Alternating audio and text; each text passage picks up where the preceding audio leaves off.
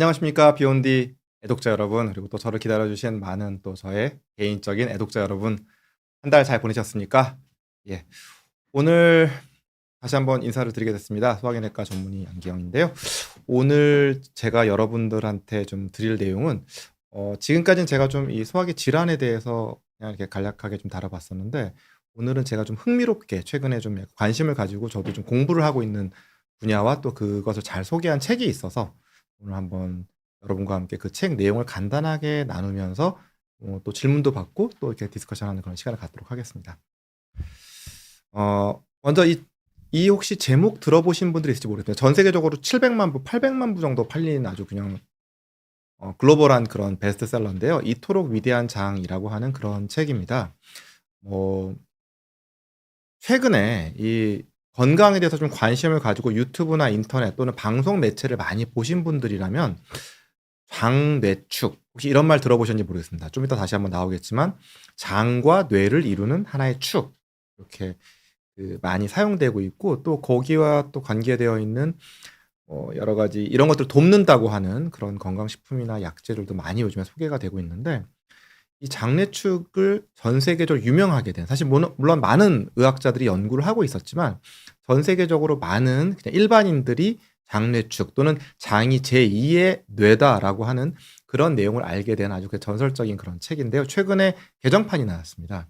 이토록 위대한 장 이런 제목의 이 책이고 여기 보시면은 이 화면에 보시면 책 앞에 있는 이 여자분 줄리 앤더스라고 하는 그런 분이신데 젊은 여자 독일 여자 의사신데 어렸을 때 자기가 장이 좋지 않으면서 장뿐만 아니라 뭐 피부도 안 좋고 여러 가지 질환을 많이 앓으셨어요. 그러면서 이제 관심을 갖고 연구를 하다가 이제 새로운 본인도 지금 연구를 하시지만 많은 분들의 연구를 이렇게 집대성을 해서 일반인들도 쉽게 이해할 수 있는 장이 얼만큼 놀라운 장기인지 우리는 지금까지 장은 그냥 소화하는 장기, 소화를 돕는 그런 여러 소화 효소가 나오고 또 우리가 배가 아파서 갔을 때 소화에 이 질환이 있고 뭐 이런 거로만 이해를 하던 그런 장기였는데 그게 아니라 면역 기능을 담당하고 있고 그 외에도 수많은 기능을 하고 있는 놀라운 장기다.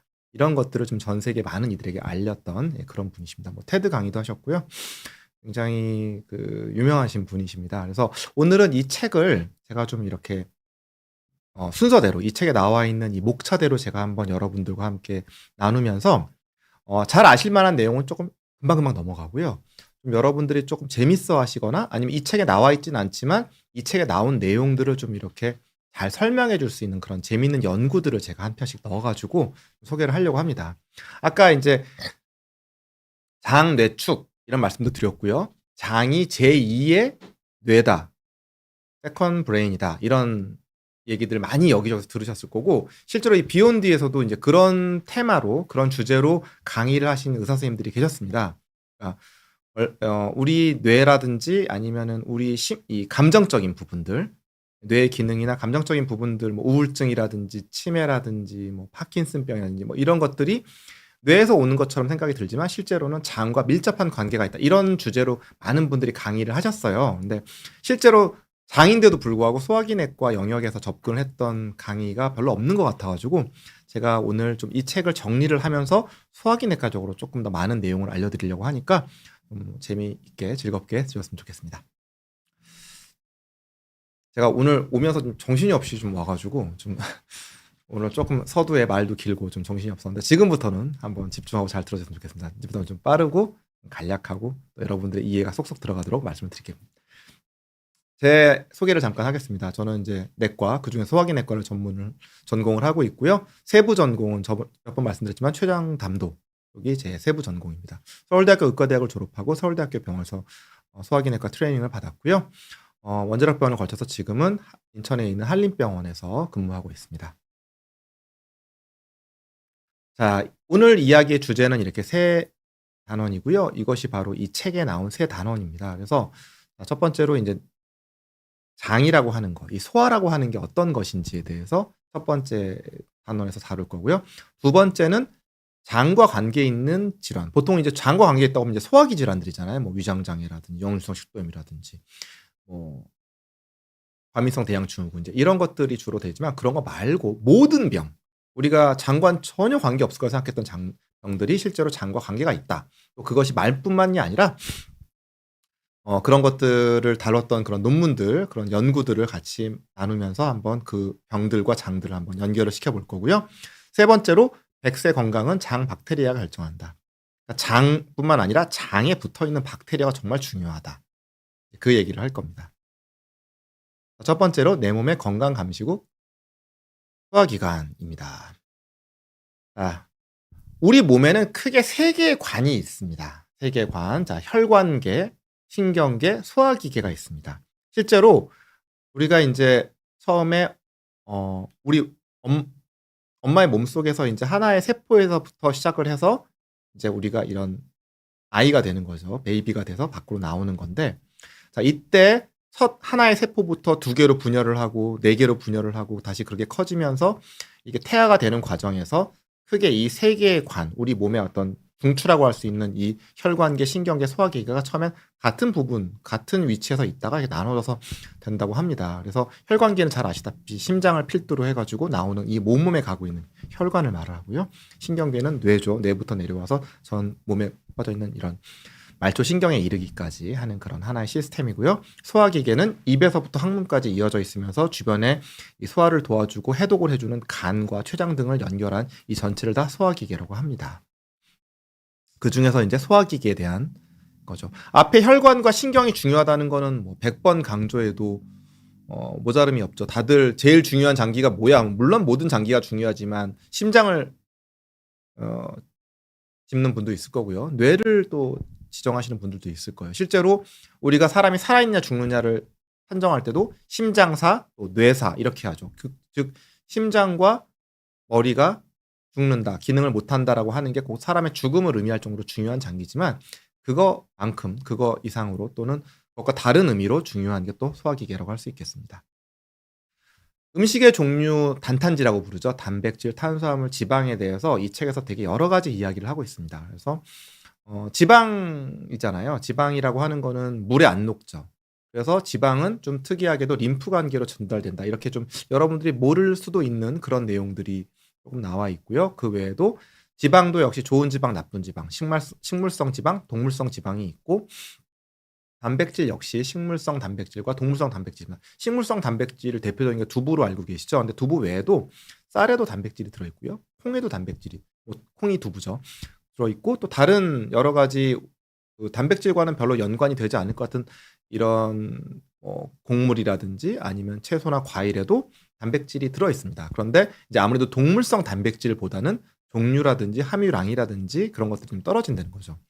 그래서 뭐 콩에는 메티오닌이라고 하는 그런 단백질, 정확하게는 이제 단백질 이루는 요소인 아미노산들이 20개가 있는데 그 중에서 뭐 콩에는 메티오닌이 없는 대신에 라이신이 많고, 뭐 이런 쌀은 거꾸로 메티오닌은 있는데 라이신이 적어서 2개를 같이 섞어서 콩밥을 먹으면 단백질을 이렇게 골고루 섭취할 수 있다. 뭐 이런 얘기들을 하면서 우리가 먹는 이런 식물성 단백질은 조금 그런 의미에서는 약간 동물성 단백질보단 불완전하다. 이런 소개들을 하고 있습니다.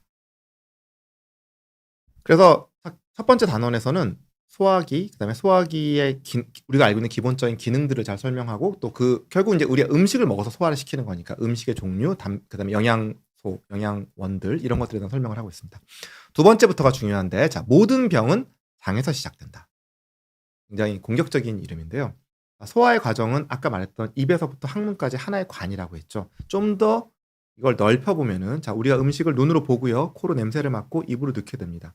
인후부에서부터 이제 씹기 시작하죠. 그래서 이때부터 이미 소화가 시작이 되는 겁니다. 입에서부터 우리 좀 기억하시는 분, 옛날 공부 열심히 하셨던 분들은 아밀라제 뭐 이런 거 들어보셨겠죠. 침에서도 소화 효소가 나오죠.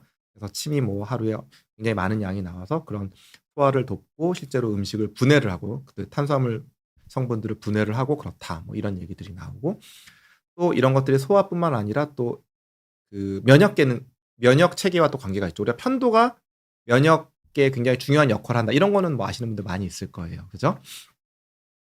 그런 것뿐만 아니라 이 소화기계에는 나중에 잠깐 다루겠지만 파이어스 패치라든지 이렇게 굉장히 여러 개의 그런 면역계들과 밀접한 관계가 있는데, 그게 나중에 생각해 보니까 그냥 장들의 우연히 면역 체계, 면역 기능을 하고 있는 그런 장기나 조직들이 있었던 게 아니라 알고 보니 장 자체가 면역 조직이다라고 하는 얘기가 뒤에 나오게 됩니다. 그다음에 이제 위산 역류에 대한 얘기가 잠깐 나왔습니다. 서양인들이 굉장히 위산 역류가 많죠. 그래서 뭐 글루탐산을 억제하는 게 굉장히 도움이 된다라고 하는 얘기부터 뜬금없이 그 얘기부터 시작을 합니다. 우리가 이제 위산 역류에 대해서 저도 굉장히 강의를 많이 했고 여러 번 했고 많은 또 의사 선생님들이 강의를 했기 때문에 기본 내용은 알고 계실 거예요. 그러니까 음식물과 위산이 식도로 올라오면 안 되죠. 밑으로 다 내려가야 되는데 식도로 들어왔을 때 식도가 타는 거죠. 식도가 말 그대로 이 강산, 위산이라고 하는 강산에 노출이 돼서 점막에 상처가 생기고 또 심지어 이게 너무 많이 올라오게 되면은 인후부까지 올라와서 목소리가 쉰다든지 이물감이 느껴진다든지 여러 가지 증상이 나타나는 건데 이 저자는 이제 그런 것들에 대해서 짧게 언급을 하면서 글루탐산을 억제하면은 이 괄약근, 쉽게 말해서 위산이 식도로 넘어오지 못하게 막아주는 이 괄약근들의 역할이 어떻게 되는지 이런 걸 설명합니다. 글루탐산이라고 하는 게 뭐냐면은 우리 MSG라고 하죠. 뭐 농담처럼 뭐 야 이 얘기는 너무 MSG를 많이 탔어. 뭐 이러면 양념을 많이 뿌렸어. 이러면 뭐 과장이 됐다 이런 뜻을 쓰듯이 MSG 많이 들어보셨을 거예요. 흔히 말하는 이제 조미료의 주 성분이죠. 그래서 뭐 우리 식당은 MSG를 쓰지 않습니다. 뭐 이렇게 써붙인 식당들도 있고 굉장히 좀 나쁘게 많이 이렇게 언급이 되는 조미료는 몸에 나빠라든지 뭐 이런 식으로 많이 언급이 되는 건데 이제 이 글루탐산을 억제를 하게 되면은 이제 위산 역류 같은 것들에 어떤 영향을 미친지 하지만 이것들이 실제로 임상에서 쓰기에는 글루탐산이 조미료에만 있는 게 아니라 우리 몸에서 신경 전달 물질이라고 하는 걸로 많이 작용을 하기 때문에 이걸 억제시키면은 위산 역류에는 좋을지 모르겠지만 여러 가지 다른 부작용이 생길 수가 있어서 일제로 이런 약은 못 만든다 이런 얘기를 짧게 하고 있습니다. 뭐 그 외 제산제나 위산 억제제를 치료를 많이 쓰고 있는데 아주 길게 사용하면 좋지 않다 이런 얘기들을 하고 있죠. 사실은 이 저자가 소화기내과 의사긴 하지만 실제로 환자를 보는 의사는 아니고 연구를 하는 의사다 보니까 사실은 저처럼 환자를 실제로 보고 환자분들이 많이 괴롭고 또 환자들이 굉장히 힘들어하는 부분들을 많이 접하지 못한 분이시라서 좀 학문적인 접근 또는 약간 좀 뭐라고 해야 될까요? 말 그대로 사람이 아니라 장에 집중을 한 이제 그런 글들이 많이 나와요. 뒷부분에도 많이 그런 게 나오는데 오늘은 제가 그런 면에서는 조금 소화기내과 의사적인 접근을 해보려고 합니다. 그래서 이분이 상체를 일으켜서 자는 것이 되게 좋다.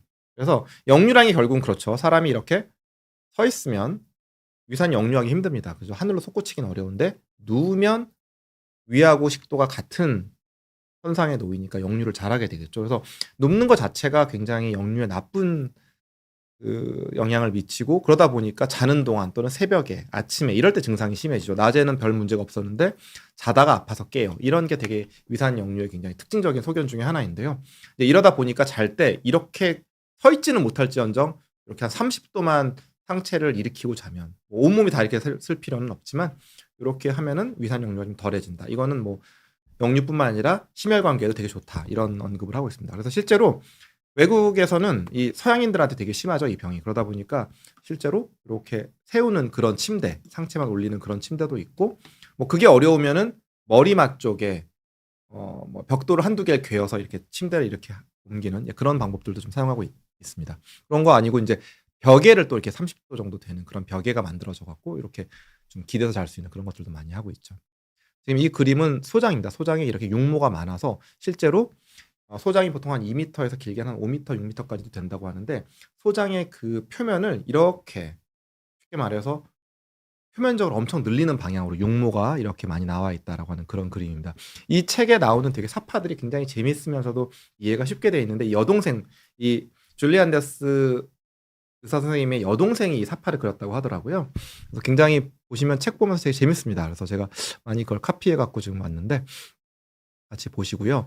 그다음에 구토에 대한 얘기도 있습니다. 구토 토하는 거죠. 실제로 음식물이 튀어나오는 걸 말합니다. 이제 토할 것 같은 느낌이 드는 걸 구역이라고 하고요. 실제로 음식이 튀어나오는 걸 구토라고 합니다. 구토는 여러 가지 이유로 생긴다고 전에 한번 제가 구토 파트에서 한번 제가 강의를 한 적이 있는데 구토의 해결 방법으로 이분이 5개를 썼습니다. 멀리 지평선을 본다. 왜냐면은 이 구토의 주 원인 중에 하나가 뭐냐면 눈이 오는 정보와 뇌가 느끼는 거가 다르기 때문에 그런 거기 때문에 그걸 맞춰주기 위해서 눈이 먼 데를 봄으로써 움직이지 않게 만들어주는 거예요. 그래서 그런 분들이 있을 거예요. 차에서 멀미하고 쉽게 말해서 구토하려고 그러면 유리창 밖으로 가까이 지나가는 막 지나가는 그런 자동차나 길가를 보지 말고 멀리 있는 산이나 뭐 구름이나 이런 걸 보면은 좋아진다고들 많이 얘기하잖아요. 이런 멀리 지평선을 보거나 아니면 음악을 듣고 옆으로 눕는 등의 이렇게 정신을 좀 안정시켜 주는 거를 하는 거. 그다음에 생강 성분이 굉장히 구토에 좋다고 합니다. 뭐 실제로 써본 적은 없고 생강 향이나 뭐 생강 안 돼요. 그 성분은 안 되고 성강을 먹어야 된다고 그러더라고요. 그래서 그런 걸 하거나 구토 억제제 또는 되게 재밌는 걸 했는데 P6이라고 하는 혈자리라고 합니다. 저도 처음 봤는데 이렇게 했을 때 손에서부터 이렇게 3마디 정도 내려왔을 때 있는 요점을 이렇게 계속 자극을 해주면 구토가 좋아진다고 합니다. 변비가 되게 언급을 되게 길게 했고 실제로 이 저자분도 굉장히 젊었을 때 지금도 젊으시지만 어렸을 때 굉장히 이런 걸로 많이 고생을 해가지고 이런 거에 대한 얘기들이 많이 나오죠. 그래서 변비에 대해서 이렇게 많이 언급을 해놨습니다. 실제로 변비라는 게 굉장히 안 좋은 거죠.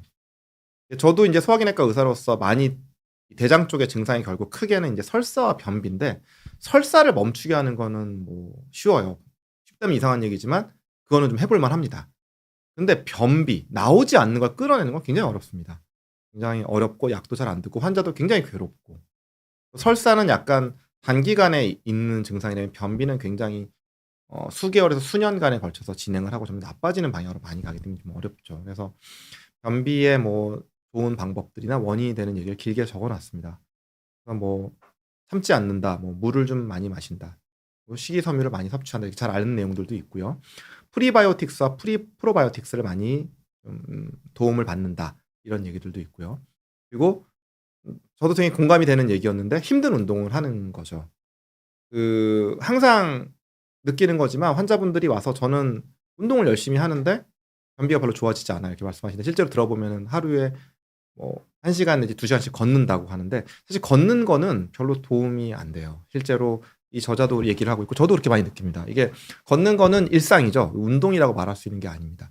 장을 자극하기 위해서 또는 우리 몸의 건강을 지키기 위해서는 좀 숨이 약간 차고 약간 땀이 날 정도의 그런 육체적인 활동이 운동의 어떤 또는 이 몸을 변비를 포함하여 이렇게 몸의 어떤 기능들을 자극하는 거지 가벼운 산책들은 사실 실제로는 뭐 안 하는 것보다 낫겠지만 큰 도움이 안 된다는 거 다시 한번 생각해 보시면 좋고요. 배꼽 인사 뭐 이렇게 하는 게 돕는데 배꼽 인사라기보다는 배꼽 인사처럼 이렇게 장을 자극해주고 물리적으로 손으로 뭐 만져주고 또는 이 밖에서 이렇게 따뜻하게 핫팩을 대주고 이런 것들이 의외로 변비를 포함한 이 위장관 질환에 굉장히 도움이 많이 됩니다.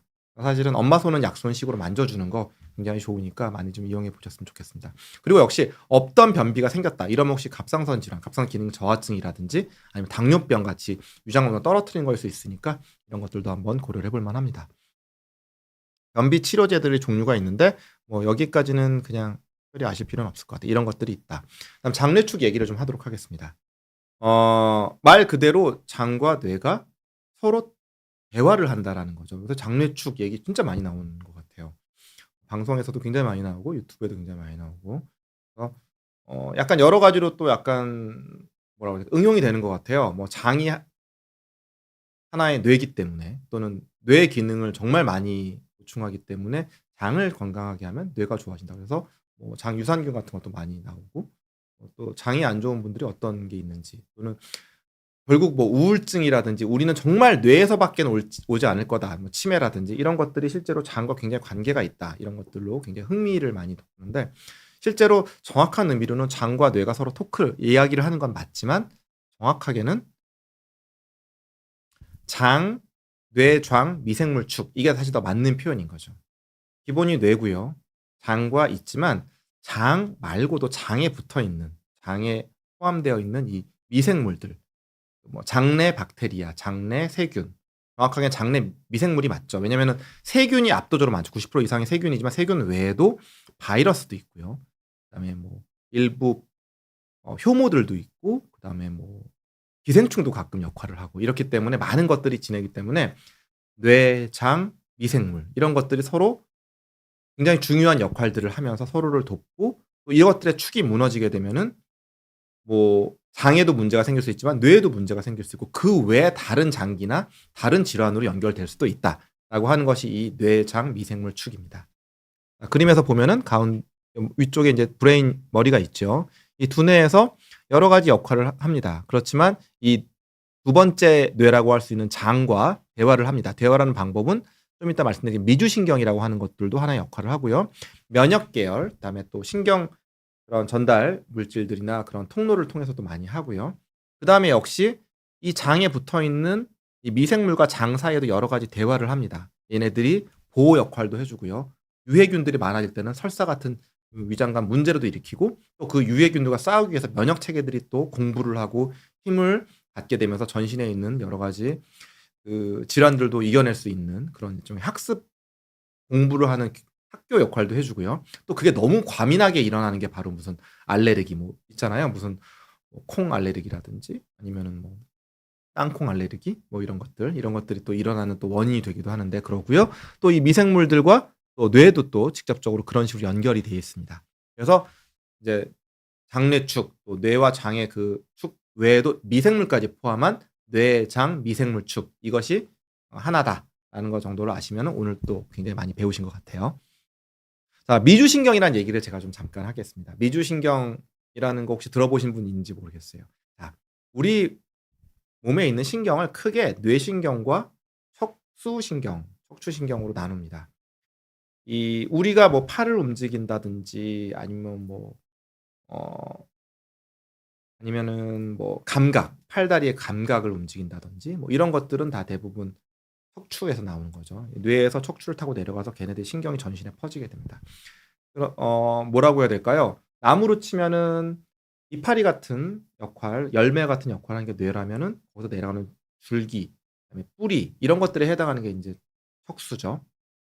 그런데 뇌에서 직접 내려가는 그런 신경들이 12 개가 있습니다. 12 쌍이죠 정확하게는. 12 쌍이 있습니다.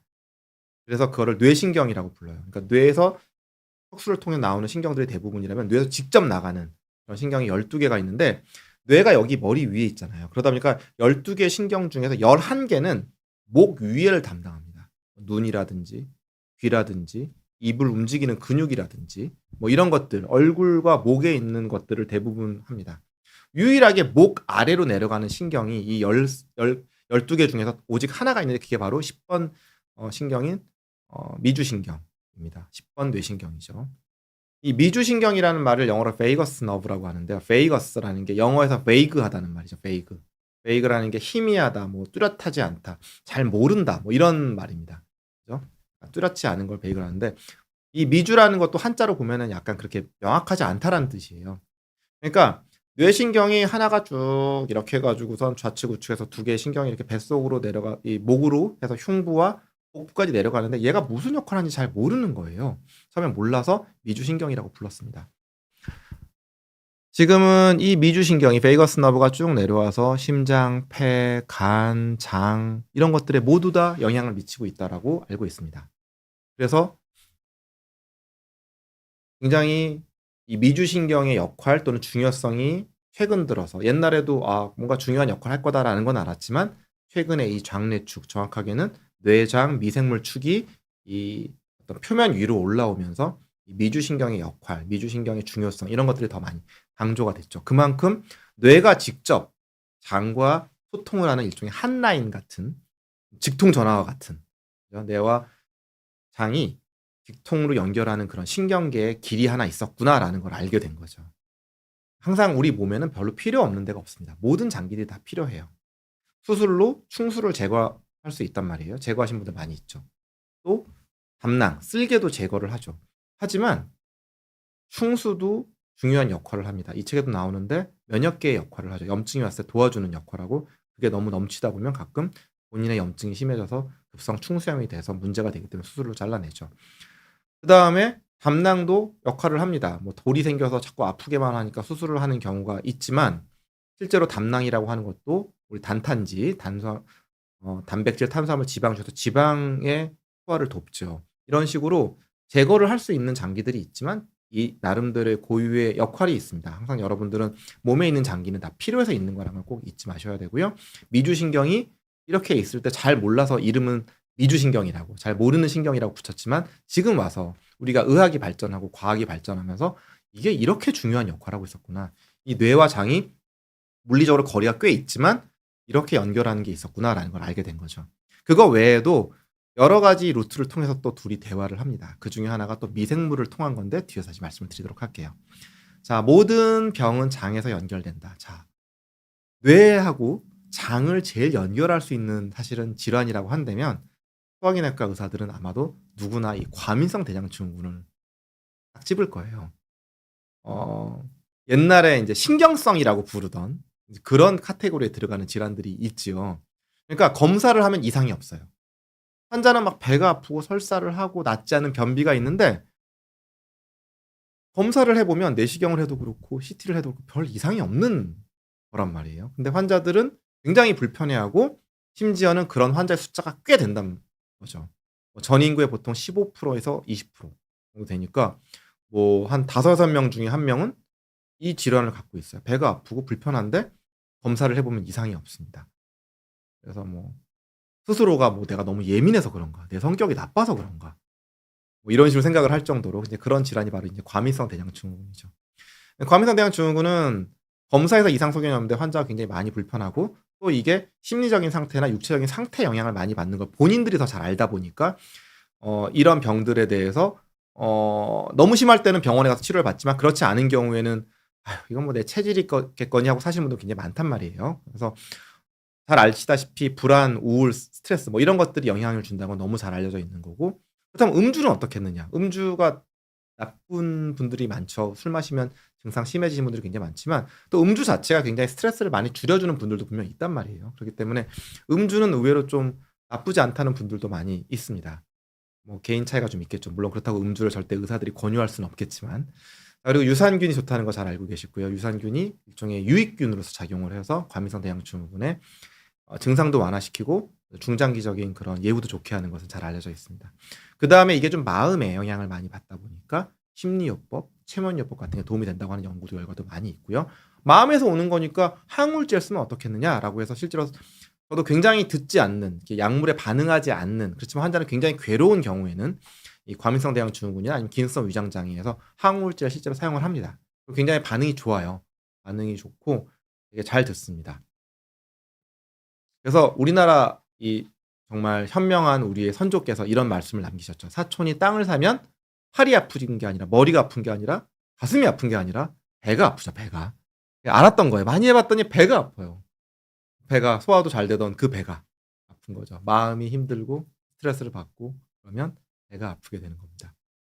실제로 그러니까 마음을 좀 안정화시키는 약들을 사용하거나 스트레스를 풀어주는 최면요법이나 이런 심리적 지지요법 이런 것들이 실제로 과민성 대장 증후군 정말 낫지 않던 그런 증상들을 낫게 하는 경우가 많이 있는 거죠. 그리고 이제 현재 치료법들이 이제 거기에 맞춘 여러 가지 치료법들이 있고 여기서 그 분변 이식술을 잠깐 설명을 드리려고 합니다.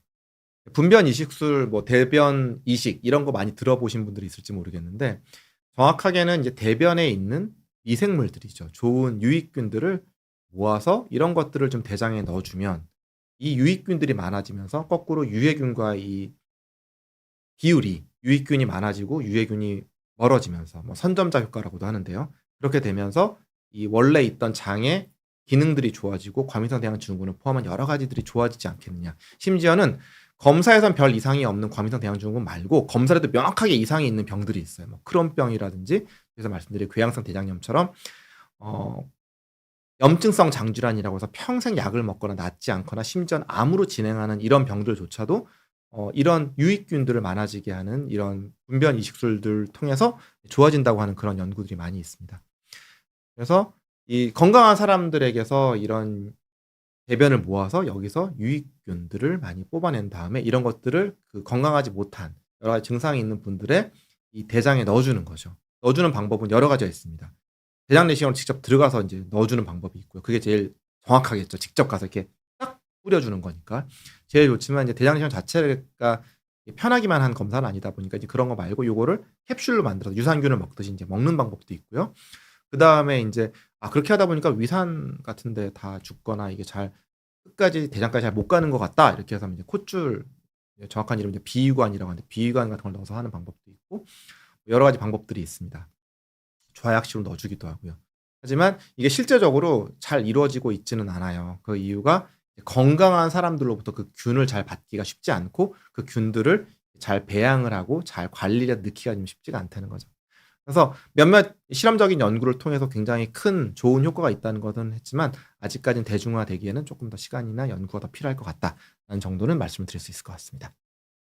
장과 감정 요즘에 굉장히 이제 이슈가 되고 있는 부분인데요. 어 우리가 알고 있는 이런 마음에서 오는 병들이 실제로 장에서 오는 거일 수 있고 거꾸로 장을 좋아지게 하면 이 마음의 병이 같이 좋아지더라 하는 겁니다.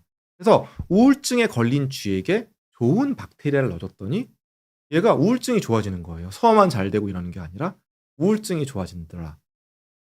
정말 쥐한테 어떻게 우울증이 오게 했는지 정말 생각만 해도 너무 신기하지만 이제 그런 연구들이 있고요. 실제로 기분도 많이 좋아지고 또 스트레스 이런 것들도 많이 줄어들고 기억력도 좋아지더라. 그러니까 장내에 있는 미생물들이 정말 우리 사람들과 뇌와 정말 대화를 하는 거예요. 유익균들이 많아지면 좋은 기운을 주는 거고요. 유해균들이 많아지면 소화가 안 되고 설사가 하는 것만 우리는 알고 있었는데 우울증이 생기고 심지어 치매나 파킨슨병처럼 무서운 병들이 실제로 나쁜 유해균이 많아지면서 그 비율이 달라지면서 생길 수 있다는 거죠. 자, 그 외의 질환들이 이제 있습니다. 사실 이 책에 다루지 않았던 병인데 뭐 파킨슨병, 치매, 각종 염증과 암 등이 또 이런 것과 관계가 있습니다. 근데 재밌는 연구 몇 가지만 좀 보여드릴게요. 치매가 생긴 쥐에게 건강한 쥐에 이 대변 미생물을 이식해서 말 그대로 이제 분변 이식술처럼 그 미생물을 넣어줬더니 과도한 염증 반응이 줄어들면서 이건 이제 우리가 예측할 수 있죠. 유익균들이 많아지고 유해균이 줄어드니까 장내에 있던 염증이 좋아지면서 인지 기능이 호전되었다. 치매하고도 연관이 있다. 치매가 안 좋은 장 상태에서부터 유발되기도 하고 거꾸로 이거를 좀 좋게 만들어주면 치매가 같이 약간 좋아지는 것 같다. 기억력이 또는 인지 기능이 좋아지더라 하는 그런 재미있는 연구였고요. 이런 연구도 있습니다. 염증하고 암도 있었잖아요. 염증하고 암을 봤더니 적색육을 많이 먹을 경우에 대장암 상승률이 13%가 올라갔다. 이건 많이 알고 있죠. 우리가 항상 대장암 할 때 술, 담배 뭐 안 좋다는 거 알고 있습니다. 그 다음에 뭐 붉은 고기, 적색육 먹으면 안 좋다. 이런 얘기들 많이 들어보셨잖아요. 자, 그런데 이것뿐만 아니라 이건 장과 관계가 된 거죠. 그거 말고 적색육을 하루에 86g 이상 섭취한 사람이 43g 미만인 사람보다 치매 위험이 16% 높더라. 그러니까 적색육을 많이 먹으면 치매에 걸릴 확률이 되게 높다라고 하는 그런 연구 결과가 있었죠. 최근에 나온 연구입니다. 이런 것들을 보면 정말 이 장의 상태와 장의 건강과 이런 것 치매와 굉장히 큰 연관이 된다. 정말 우리 사람에게서 이런 것들이 딱 보여주는 그런 재미있는 연구가 있어서 제가 한번 가져와 봤습니다. 자, 그리고 과민성 대장증후군 같이 약간 좀 누가 생각해도 머리에서 관계가 심리적인 상태, 사촌이 땅을 사서 배가 아픈 것 같은 그런 병이 있는 반면에 누가 봐도 배가 아플 수밖에 없는 병이 있죠. 이제 크론병이나 궤양성 대장염처럼 실제로 이 장의 점막에 누가 봐도 이상한 왼쪽에 있는 게 이제 궤양성 대장염이고 오른쪽에 있는 이제 크론병인데요. 누가 봐도 정말 장이 헐고 심지어는 뚫리기까지 하고 그 염증이 심해지면 암으로까지 진행되는 이런 병들은 누가 봐도 정말 무서운 병인데 이런 병들한테도 이런 미생물들이 굉장히 도움이 된다고 하는 그런 보고들이 있습니다. 유해균이 많아서 생길 수 있고 유익균을 넣어주면 좀 병 자체가 좋아지고 이런 환자들이 불안이나 우울증이 훨씬 더 많더라. 물론 이제 뭐 이런 병이 있는데 뭐 기분이 행복하고 이러지는 않겠지만 이런 것들을 고려하더라도 확실히 불안과 우울증이 더 많이 발생을 하고 병이 나은 후에 우울증이 유발되면 염증이 활성화된다. 어떻게 보면 우울증은 마음의 병인데도 몸의 염증까지 유발이 된다. 활성화된다. 이제 이런 보고들이 있습니다. 그래서 이 중추신경계의 신호가 장의 생리와 면역 기능에 영향을 미치는 것으로 판단된다라고 하는 그런 연구 결과들이 있습니다. 여기까지만 들으셔도 장과 뇌가 정말 중요하구나. 정말 연관관계가 있구나. 이런 생각들 많이 드실 거예요. 장 건강, 단순히 소화나 아니면은 우리 몸에 느끼는 이런 복통과 같은 불편함뿐만 아니라 어떻게 보면은 우리 몸의 모든 기능, 질환, 그리고 우리가 사는 동안에 있는 삶의 질, 이거에 모두 다 영향을 미친다는 거. 정말 말 그대로 이토록 위대한 장이었구나라는 거를 다시 한번 깨우칠 수 있는 그런 기회가 되는 것 같습니다. 자, 100세 건강은 이제 장뿐만 아니라 장에 있는 박테리아가 결정한다라고 하는 겁니다. 그죠? 지금 뇌와 장에 대해서 얘기를 했고요. 그다음에 미생물 파트를 얘기를 하겠습니다. 자, 이 장에 있는 이 미생물들, 박테리아가 대부분 이렇게 세균이죠. 세균이 이제 대부분인데 세균이 장에 있는 걸 모두 이렇게 모아서 재보면 한 200g쯤 된다고 합니다. 200g. 숫자로는 100조가 되고요. 대변 1g에 있는 이 미생물 1g입니다. 1g. 1g 안에 있는 미생물의 숫자가 우리 전체 지구에 있는 사람의 숫자보다 많다고 합니다. 60억이 넘겠죠. 자, 그 정도로 굉장히 많은 균이 있고 옛날에는 이 균을 배양을 했을 때 대장균이라는 게 자라죠. 이콜라이라고 하는 이 대장균이 자라서 전부 다 대장에는 이 균만 사나 보다. 그래서 대장균이라고 이름을 붙였어요. 대장에 사는 균이라고 해서.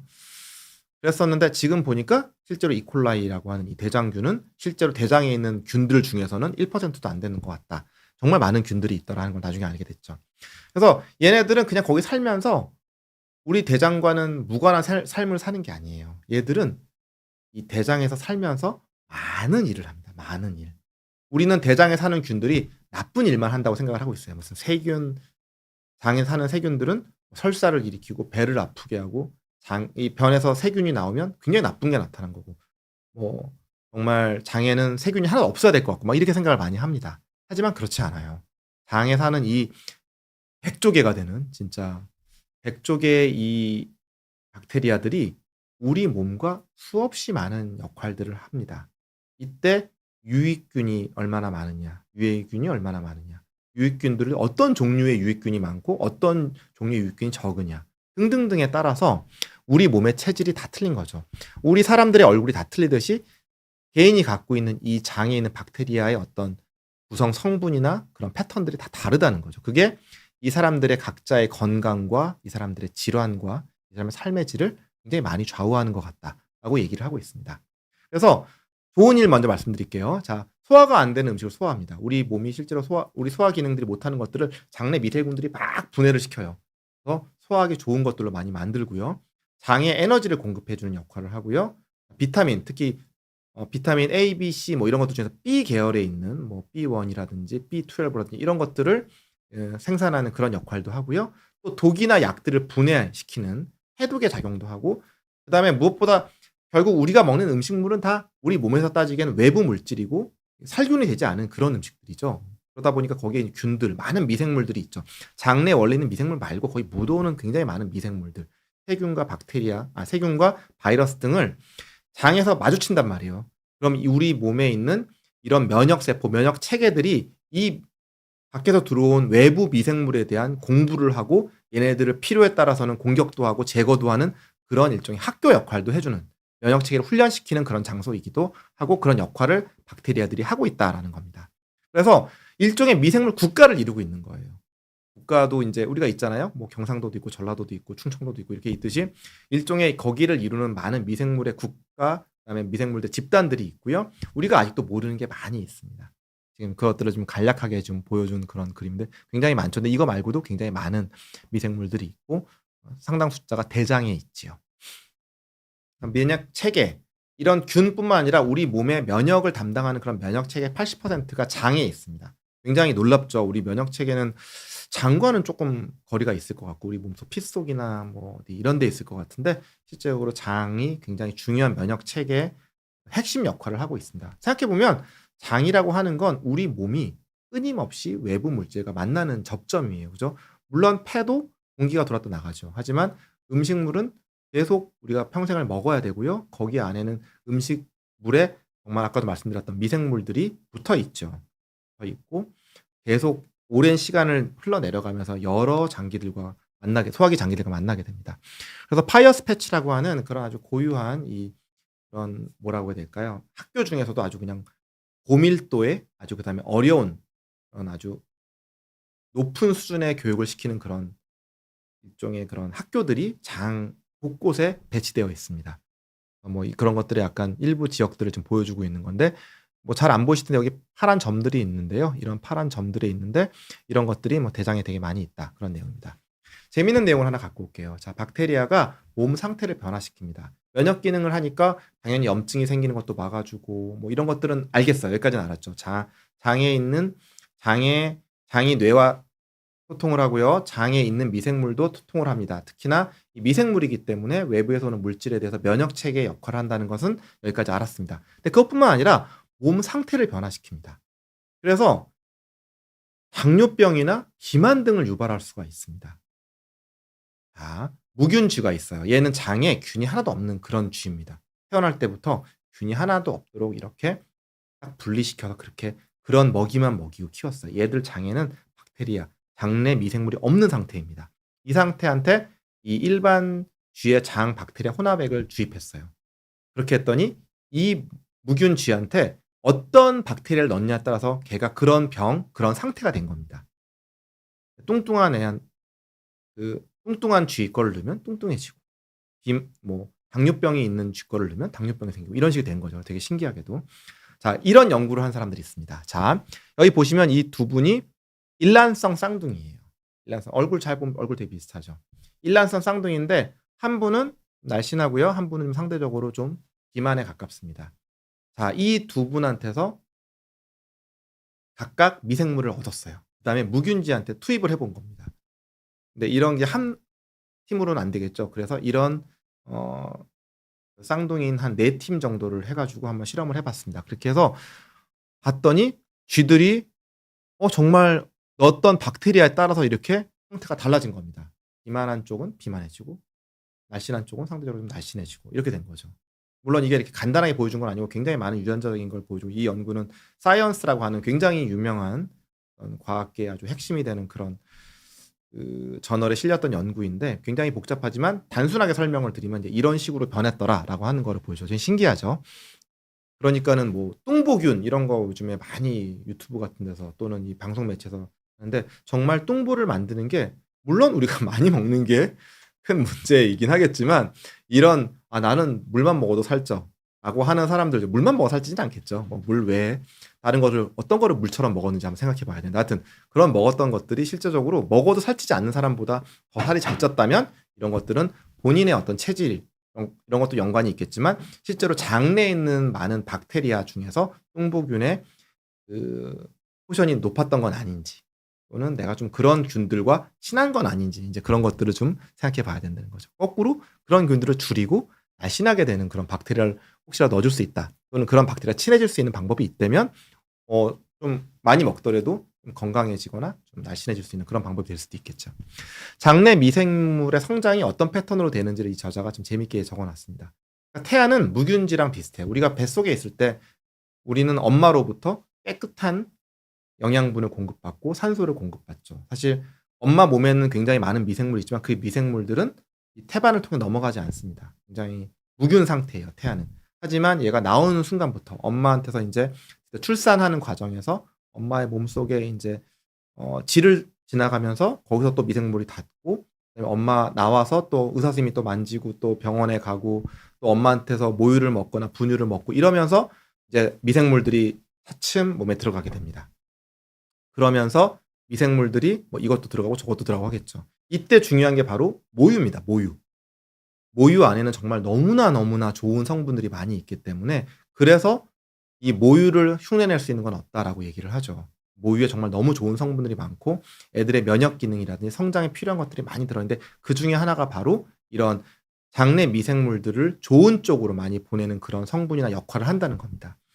그래서 모유가 굉장히 중요한 역할을 하고 또 그러다 보니까 모유를 먹은 애들이 좀 더 나이가 들어서 비만이 될 확률이 낮다고들 하죠. 왜냐하면은 애들이 태어나서 이 세균, 이 장내 세균총이 안정화되는데 어느 정도 딱 고정이 되고 나만의 어떤 그 세균총을 갖는데 한 3년 정도가 걸린다고 합니다. 그러니까 3살 때까지는 굉장히 변화무쌍한데 이때 이렇게 정말 중요한 이 3년의 시기에 엄마 모유가 또는 아주 좋은 성분, 엄마가 뽀뽀를 해주고 이런 것들이 굉장히 아이한테 좋은 영향을 미친다는 거죠. 그래서 입으로 수집되는 거다. 입을 통해서 들어가는 거다. 그런 것들을 잘 아셨으면 좋겠습니다.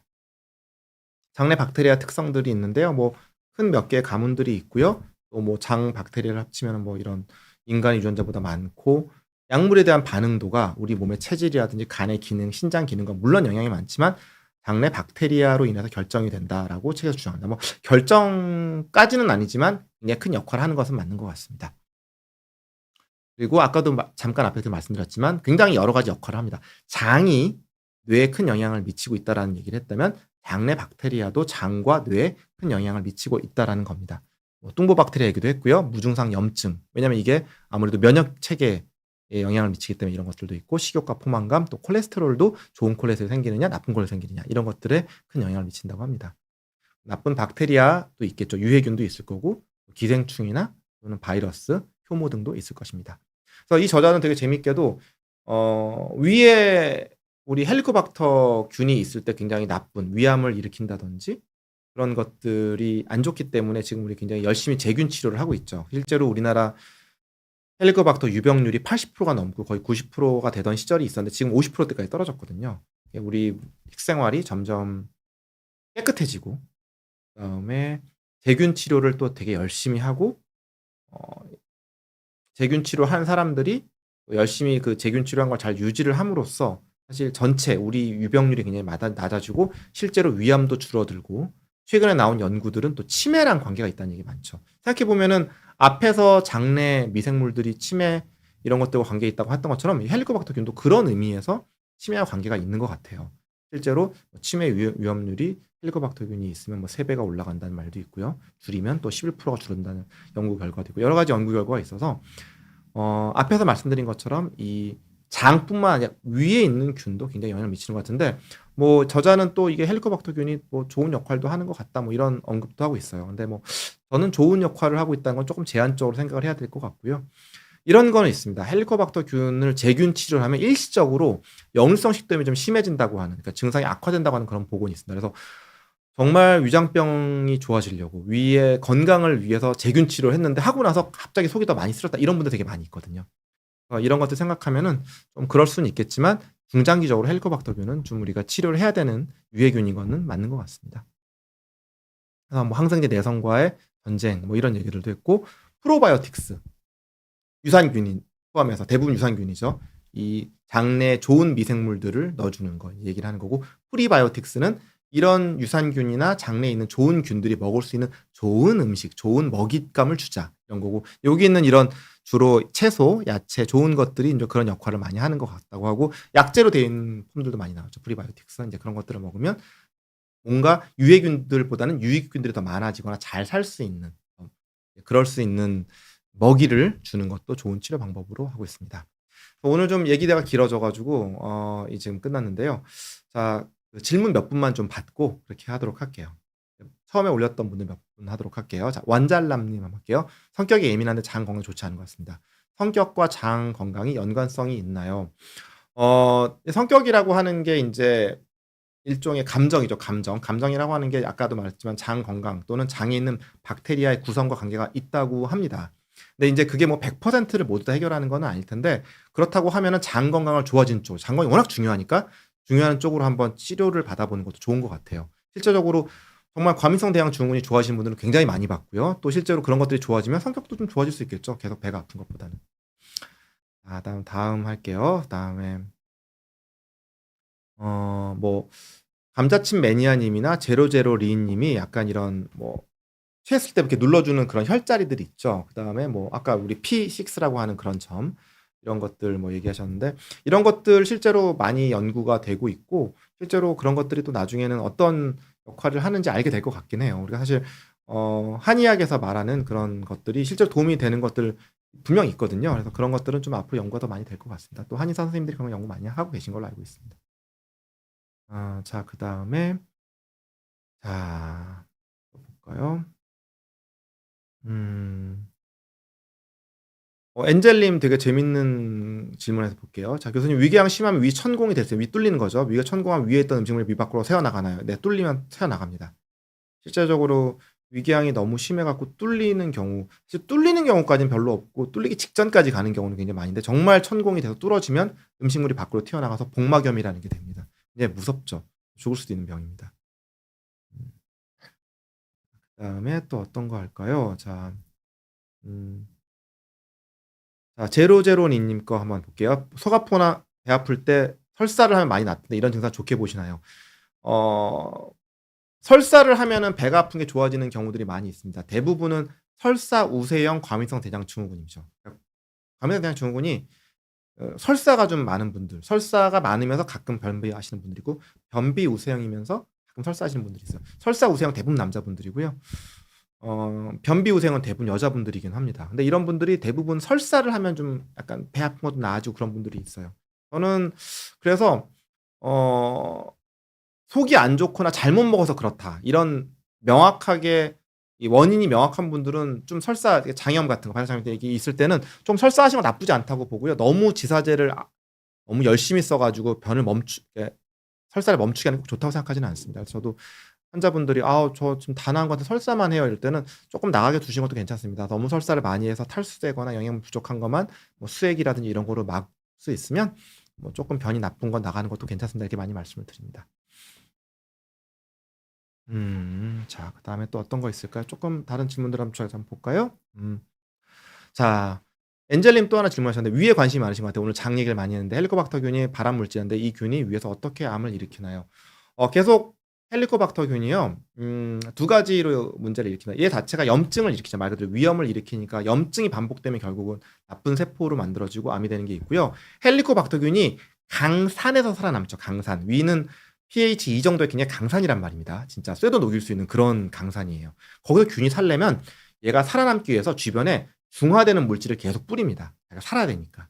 계속 중화되는 물질을 뿌리면 위산이라는 것도 굉장히 필요하잖아요. 균이 밖에서 외부에 들어오는 균들을 죽이고 뭐 그다음에 여러 가지 우리 몸에 필요한 특히 이 빈혈을 막기 위해서 몸에 필요한 그런 비타민이나 이런 것들을 만들어내야 되는데 위산이 낮아지면 할 수가 없단 말이에요.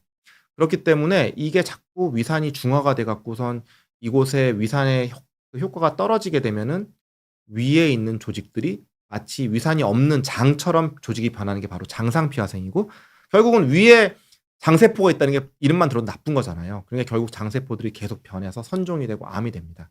그러니까 결국 염증을 일으킨다는 거 한 가지, 그다음에 자꾸 위산을 중화시켜서 장상피화생이라고 하는 나쁜 조직을 만드는 거. 이런 기전들로 통해서 위암을 만듭니다. 그다음에 시간이 지금 50 분이 돼 가지고 이제 오늘 제가 좀 강의가 길어지는 바람에 질문을 오늘 좀 많이 못 받을 것 같습니다. 많이 질문해 주신 분들 정말 감사하고 제가 이번부터는 좀 질문 올리시면 제가 열심히 우리 유튜브 밑에 좀 답글 좀 달을 테니까는요. 많이 질문 올려주시면 좋겠습니다. 자 늦은 시간까지 정말 방송 들어 너무 감사하고 오늘은 장뇌 미생물 축에 대해서 이 책을 통해서 좀 알아봤는데 뭐 너무 정신없이 많이 해 갖고 그 뭐 '정신이 없었다. 무슨 내용인지 잘 모르겠다.' 이렇게 생각해 드실 수 있는데 간단하게 말씀드리면 장은 제2의 뇌다. 그리고 장만 역할을 하는 게 아니라 장 안에 있는 미생물이 또 굉장히 중요한 역할을 하고 있다. 그렇기 때문에 장이 튼튼해야 되고 장이 건강해야 되고 장이 건강할 수 있는 여러 가지 방법들 검사 방법이나 치료 방법들을 우리가 더 많이 노력을 해서 우리 본인들도 검사 열심히 받고 치료 열심히 받음으로써 좀 더 우리 몸에 장 외에 다른 장기들, 다른 건강들도 잘 챙기셨으면 좋겠다. 이런 내용이었습니다. 지금까지 늦은 밤까지 방송 들어주신 여러 독자 여러분 너무 감사하고요. 또 다음 달에 더 재밌는 내용과 이해하기 쉬운 그런 강의 자료 준비해 가지고 찾아뵙도록 하겠습니다. 건강하시고 좋은 밤 되십시오. 감사합니다.